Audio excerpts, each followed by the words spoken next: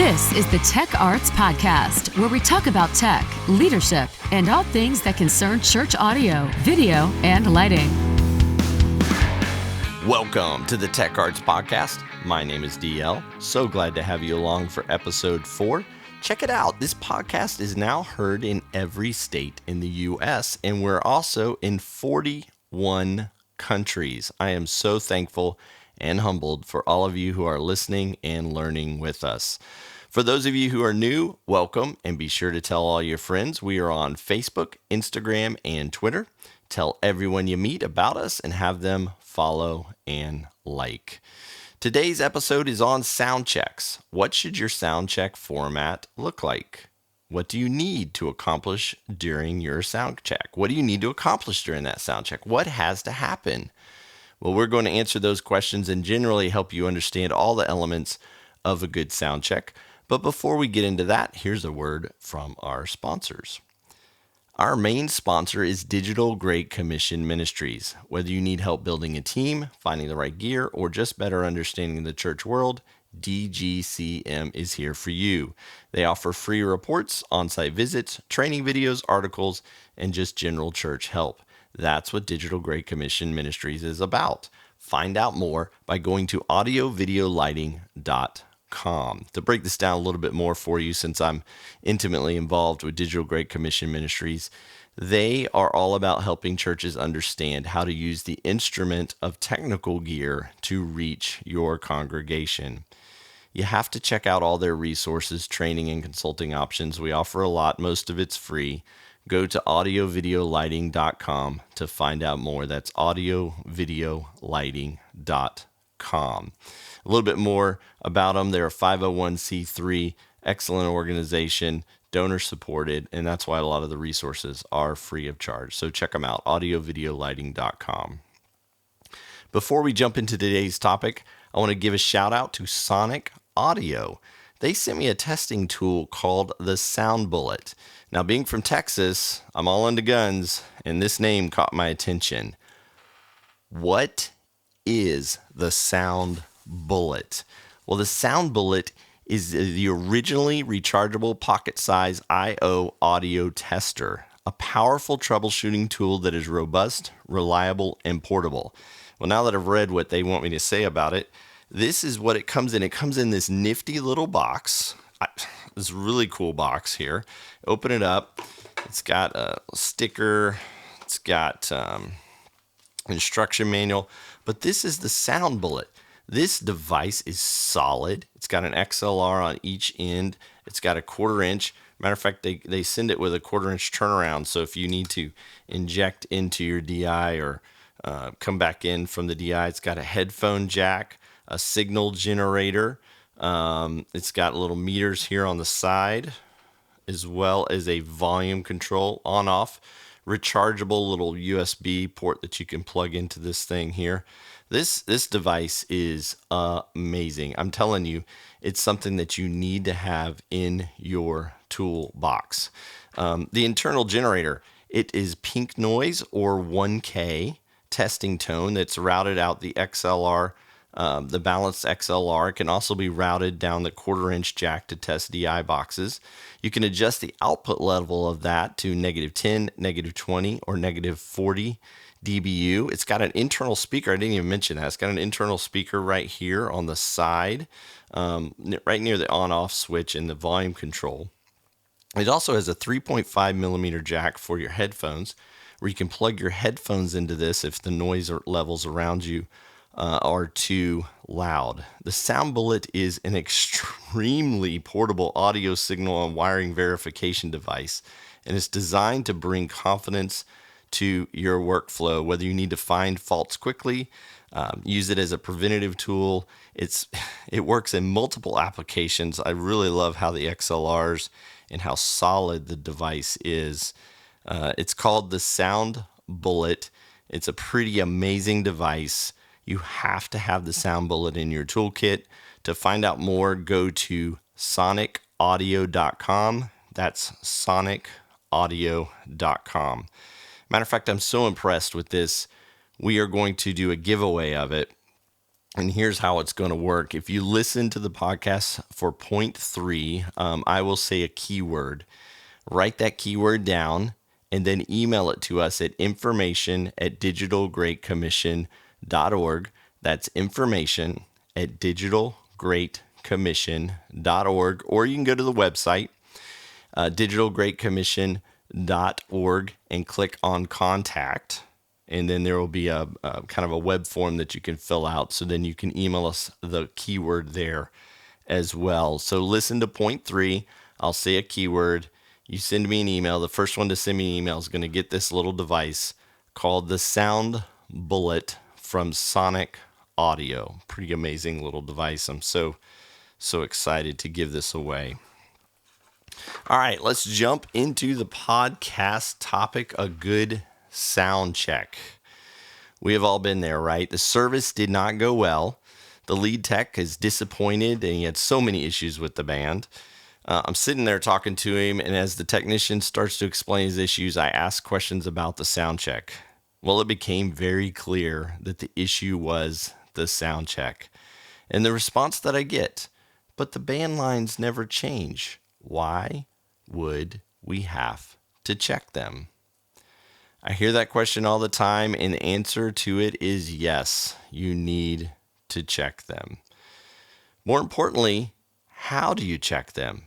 And what is a good sound check? So we're going to talk about that today and try to help everybody understand point 1, point 2, point 3, point 4. Remember point 3, we give away the sound bullet, so be listening to that. But we're going to try to step through points that help everyone understand what a good sound check is and how to accomplish it. So point 1, test everything before the worship team arrives. The first part of a good sound check is what I call a pre-line check. This will take 2 or 3 people, and your goal is to test everything before the worship team arrives, just like the point said. Best case is to have someone at front of house, another person on the stage, and if applicable, a third person listening to the worship team's monitoring systems. Depending on your setup, you may need more or less people. For example, I've seen some churches put a Digico Clang-like system at front of house, allowing worship monitoring checks to be done by the front of house audio engineer. I've also seen iPads implemented to allow the front of house audio engineer to test lines while he or she is on the stage. Whatever your setup requires, have someone check every single line. You start basically at channel 1 on your console and do a real world check of each line. Tap or hear a signal on every single channel. If you have an actual instrument or playback device on a channel, try to hear that actual instrument, but at the minimum, tap the 1/4 inch with your finger and hear the signal buzz all the way to front of house. It's also good to check your video playback lines as well. And speaking of video, it's good practice to check all the video switcher ins and outs during this process. You want to start at input 1 on the switcher and run the same process that audio does. See every camera and output work. Verify the TV and projectors are receiving the right signal. Essentially check everything 1 to 1 to 1. See it, hear it, feel it, and know it's working. Point 2, check everything with the worship team. When your worship team arrives, make sure they are aware of the practice structure. This structure should be known, and you should have a designated person to run the first part of that service. Well, typically, this person is someone who steps the worship team through each check. Most of the time, it's the front of house audio engineer, like the pre-line check. They will call out every mic, and in the worship team's monitoring system, they will say who needs to play next. So what this means is the front of house audio engineer or whoever you've designated to help step them through the checks will call out over a microphone in the worship team's monitoring system who needs to play next, and so that it can be checked. And the goal of this is to be able to quickly hear each line and make sure the worship team is good in their monitoring systems. Best practice is to have the drummer start doing each individual drum and give enough time for the rest of the team to get their settings set. When the drummer plays his full set, I like to have him play while you check each other vocal or band instrument, meaning he continues to play while you're checking those vocals and band instruments. And this helps ensure that everyone is hearing the levels they need. If he's not playing and people are doing check 1, 2, then when the drummer starts to play, all of a sudden they won't be able to hear themselves. And that's a common complaint that I hear coming out of sound checks or even going into service, where people just walked up and went check 1, 2. Hey, I can hear myself. Everything's good. And then when the drummer's playing, they can't hear anything. When the band kicks in, they can't hear anything. So as your drummer does his full check and is checking all around the drums, I like to say, have him continue to play as your vocals and others check as well. So again, this helps ensure that everyone is hearing the levels as they need. And if you have issues, the drummer may have to stop while those are resolved. But when the item is resolved and you move back to the next worship team member checking, have the drummer start back up again. If you do this right, it almost sounds like a jam session with a solo listen of each vocal and instrument. Once that initial full worship check is done, your front of house engineer should find out who is singing which part of each song. Write this down. It's important. Part blending is important. If you can do a quick acapella check with your vocals, allowing the front of house audio engineer to quickly EQ each vocal and do a quick blend check of each part, that is important. Many worship leaders like to do an a cappella check before or after rehearsing each song. So if that's the case, you may be able to skip this step. But if they don't do that, I highly recommend that you find out who's singing what parts and you do an a cappella check where you can blend that quickly, do a quick EQ, and kind of understand where everybody's going to be in the mix. All right, coming up is point 3. A very important point when it comes to a good sound check. It has to deal with the worship team and transitions. You don't want to miss this information. Plus, for all those listening to win the Sound Bullet testing device, your clue is coming up next. So hang on. We will deliver that clue and talk more about a good sound check in just a moment. But right now, here's a word from our sponsors. 6 Pixels Studios, where your kids go to learn film and editing skills. 6 Pixels is a creative youth education program offering fun, engaging, and educational classes in movie making, stop motion, YouTube, animation, art, and photography, all wrapped around a unique, enriched, story-centric curriculum. We help children explore movie making in a safe, collaborative, active, and social environment, promoting teamwork, confidence, problem-solving skills, and creative thinking. 6 Pixel Studios also offers after-school programs, homeschool, summer camp, workshops, events, field trips, kid night out, and birthday parties. You don't want to miss out on 6 Pixel Studios. To find out more, go to 6pixelstudios.com. If you live in the DFW area, go to 6pixelstudios.com/DFW. That's 6pixelstudios.com/DFW. Or call us at 817-754-1145. That's 817-754-1145. 6 Pixel Studios, where your kids go to learn film and editing skills. Check them out today. All right, back to the podcast. Point number 3, rehearse with the worship team. And here's your keyword, worship. The keyword is worship. Once you've completed point 2, hand the practice over to the worship leader to start their rehearsal.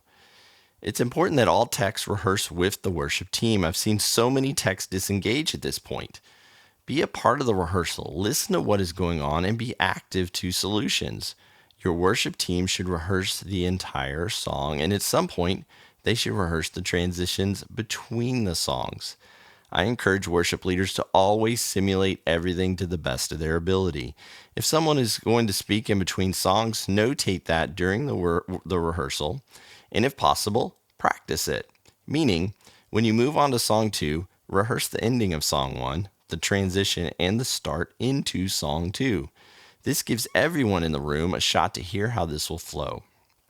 If someone is not at the rehearsal, the worship leader should talk through how that part will work. Techs should always listen and take notes during this time. The transitions and the rehearsal is very important.